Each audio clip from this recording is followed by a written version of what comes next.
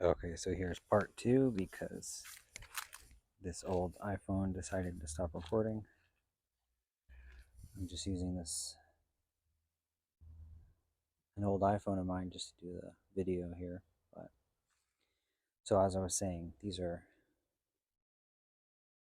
carrots which have begun to flower. Super interesting. Down here we've got beets.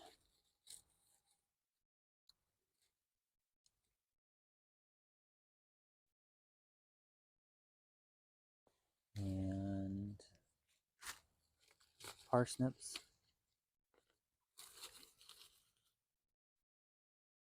And some more carrots. And radishes. Now this radish, obviously it's lived past its life cycle, and I was just letting it get huge so it went to seed. So once all these seed pods dry out, save them, replant them. But yeah, all this chamomile I gotta pick and dry the flowers to make tea with. So down here, more fun stuff. Tomatoes and sweet potatoes over there. Sweet potatoes. More cilantro that's flowered and become coriander. Random basil that went to seed down there.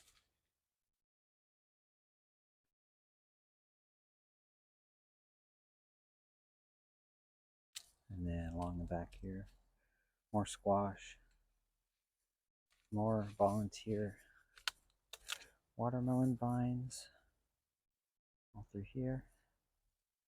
Another compost pile, some plumbagos.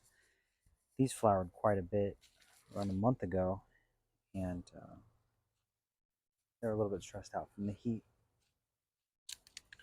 Sweet potatoes growing inside the compost pile, and some wildflowers also come up, which are really nice because they give this compost pile a little bit of color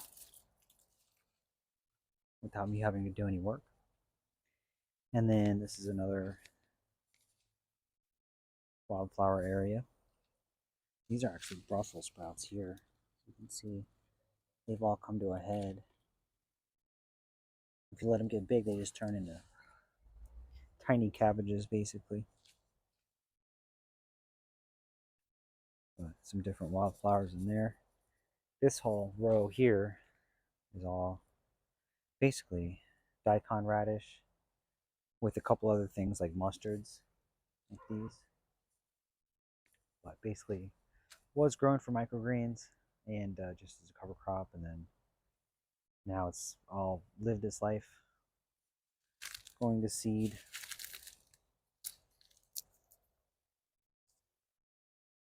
So all these seeds they'll make their way back in the soil and just come up.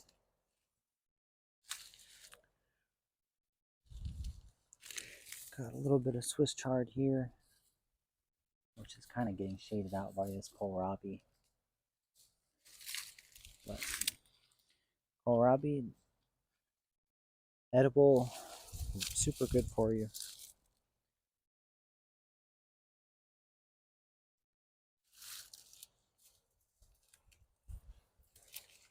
Make my way through the jungle here.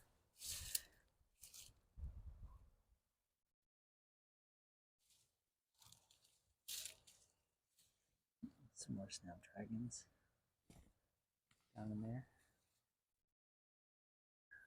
Yeah, it'll be nice if I can get another month of color out of all this stuff, because I'm not going to be replanting for the summer. I'm just going to let it all sort of live its whole life out, and then I'm not going to replant until the fall.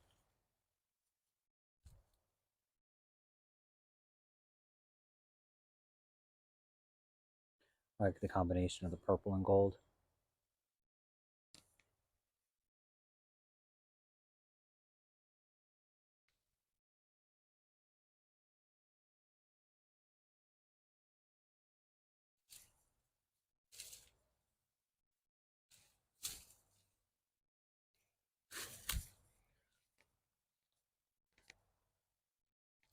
So those are the middle beds, and then also got another bed here along the north. And this has been getting the most sun throughout the winter and then into the spring, so this stuff is a little bit long in the tooth at this point, but down in here, snapdragons. This is all Swiss chard, so this Swiss chard did really well compared to the Swiss chard that was in the other bed, just because it really took off in December and January because it was getting a lot more sun over the winter. Swiss chard down here. These are radicchio, which is really interesting to say, along with interesting to eat. Tastes good though. And then this is dinosaur kale, otherwise known as lacinato kale. And got some native plants in here.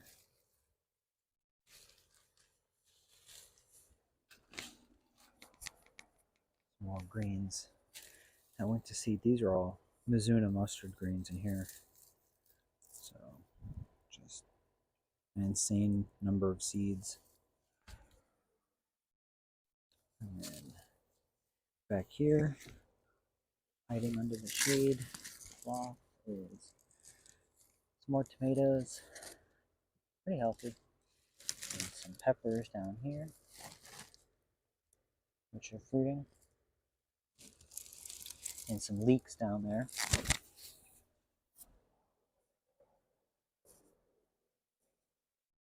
Some lemongrass.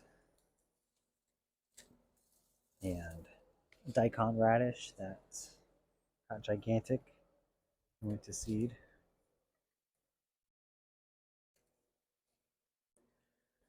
More papaya trees that died back over the winter and are coming back up. We'll see if that actually produces. This one's probably the strongest candidate for being healthy enough to produce. But there's also a few more back here. And then some random sweet potatoes. This is basically like half shade to 2/3 shade during the day, so that's why this stuff is a lot further back in its life cycle. It's just now. These are mustard greens, which are just now starting to flower and seed, compared to the same kind of mustard greens here, which are completely past the point of any sort of life. And that's because these are in full sun versus mostly shade. And then the other thing back here is I do have a few more tomato plants and pepper plants that I just didn't plant in the ground. Kind of because I was waiting for a rainy day, and well, the rain never came, but I think it is time to get those planted just because it would be nice to get them established and be able to have fresh tomatoes through May and maybe into June. So, through here, this is just kind of random stuff that gets a lot more sun and doesn't really get as much water. So, essentially, low maintenance is the name of the game back here. But I'm happy with how it looks, you know. Closest to the house, I kind of want it to be more decorative than anything. And these onions are super cool after they go to flower like that. See all of them.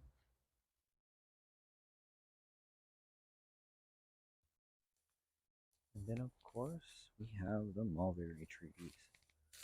So this is the first one, and this one's quite a bit smaller than the other one, less healthy, It gets more sun directly and less water. But you can see plenty of berries on it. It's just they're not as big as the other tree. So I haven't really been harvesting these just because if I'm going to spend a half an hour harvesting, you know,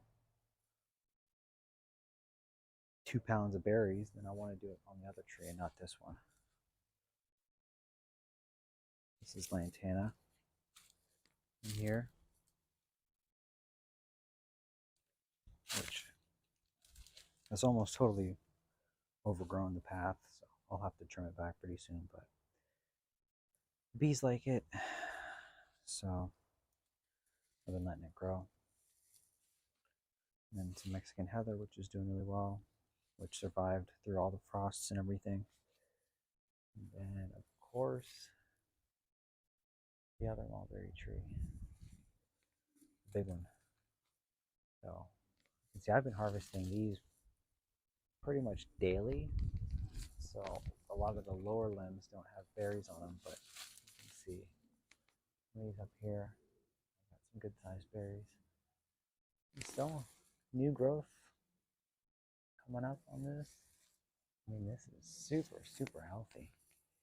It gets tons of water. All the roots are shaded because of all the ferns, everything else down here.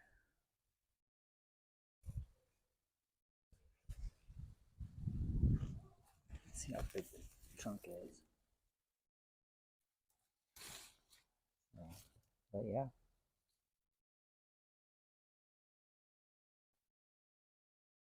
Super, super tasty. If you haven't had any before,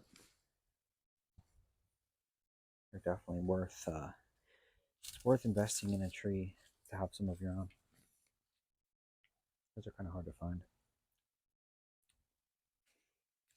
We've got a couple other tomato plants, volunteers that kind of came up on their own. This one's super, super healthy.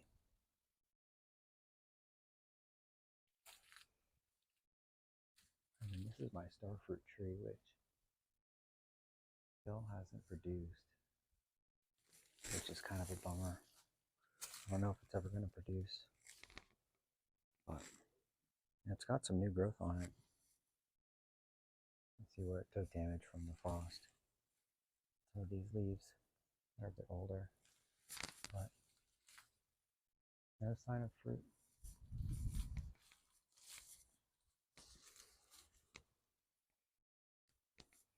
This stuff on the back porch. Some random stuff. Nice to have some things to look at night when the porch lights on. And then this is going to be the next bed. This is the outline for it.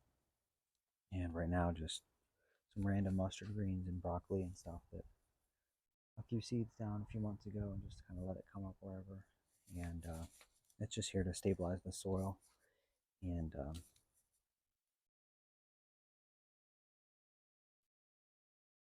basically just produce biomass for compost and whatnot. But